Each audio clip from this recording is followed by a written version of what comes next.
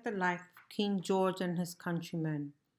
George III was 22 years old when he succeeded his grandfather as king in 1760.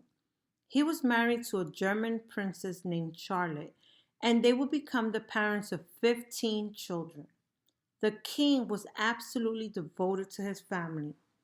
Their favorite home was a palace in the English countryside, surrounded by roses, pinks, carnations, and orange, lemon, and tea trees. But they spent most of their time in a smaller red brick mansion called Buckingham House, usually known as the Queen's House, in London, England, the capital of Great Britain, where the king worked. London, with its 740,000 inhabitants, was the biggest city in Europe and the center of British government. London's residents were proud of their long history and high level of cultural achievement. For fun, they went to mass balls and the theater, gambled at cards, dice, and roulette, belonged to all sorts of clubs, and met at coffee houses, taverns, cockfights, chop houses, and pleasure gardens. Noisy streets teemed with horses, carriages, ballad singers, flower sellers, fishmongers, and ladies and gentlemen in fancy white wigs wearing all the latest fashions. But the overcrowded city had its share of problems too. The death rate was high. All the coal that residents used as fuels caused black rain and thick, sooty smog. Food and drinking water were often unhealthy. Riots were common, and public hangings drew rowdy mobs. Thousands of beggars and pickpockets were evidence of poverty run amok. The English were convinced that the rest of the British Empire was backward and uncivilized. King George ruled 31 colonies and other possessions in many parts of the world, from Borneo to the Bay of Bengal and all the way to Honduras. Throughout England, people argued constantly about world politics, but they would soon argue especially hard about the uprising over in America. A look at the life of George Washington and his countrymen. George Washington was married to a wealthy widow named Martha Custis. Tiny, outgoing, and plump, Martha was a charming hostess. More than 2,000 guests visited their Mount Vernon home in the years before 1775. Martha had two young children from her previous marriage, and Washington adored them. The couple enlarged Mount Vernon into an enormous self contained community. Washington grew tobacco, then switched to wheat.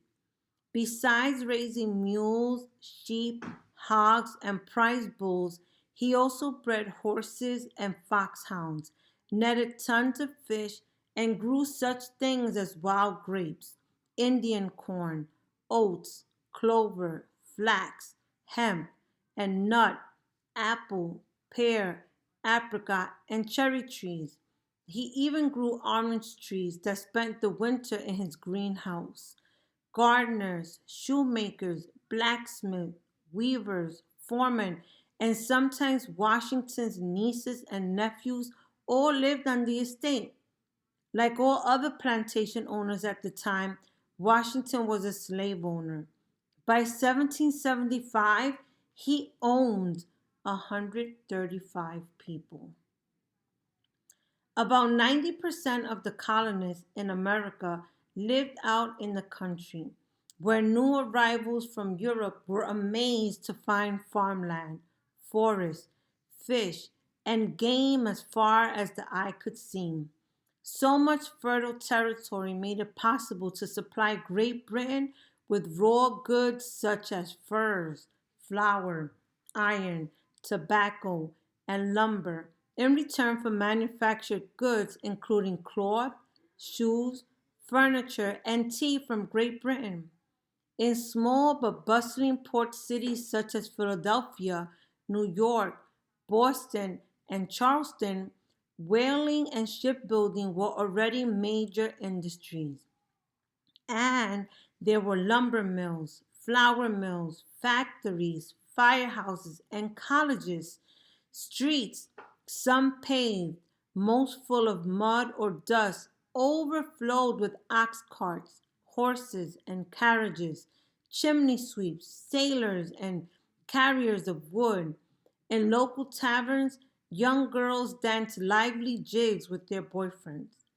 The most well off, best educated people were usually planters, like George Washington, merchants, doctors, ministers, or lawyers. Next came a very large middle class that included small farmers, shopkeepers, teachers, craftsmen, and fishermen. The poorest were unskilled laborers, indentured servants, and of course, black slaves from Africa who were bought, sold, and held in bondage in all 13 of the colonies. Many colonists wanted to settle the new territory they had helped to win during the 7 Year War, but Great Britain made it illegal. London thought it was the fairest and safest to reserve these lands for the Native Americans who had always lived and hunted there. George Washington agreed with plenty of other colonial settlers who thought the law unfairly limited their rights. They poured into the West anyway. How government worked in England. The British government was a constitutional monarchy, which was a fancy way of saying that King George did not have all the power. He had a governing body called Parliament, worked together to rule the empire. Young King George tried hard, and with much success, to see that Parliament's decisions agreed with his point of view. Even so, he had some very strong opponents, and it was Parliament that made laws and controlled the purse strings. How government worked in America. The 13 American colonies were not yet united into a single country. Each separate colony was under the Crown's control, and each had its own governor and a governing body that made laws and imposed taxes. Some people who served in the government were elected by colonists. For example, George Washington was an elected member of the Virginia House of Burgesses, the lower house. For years, England had looked the other way when colonists ignored British laws they didn't like.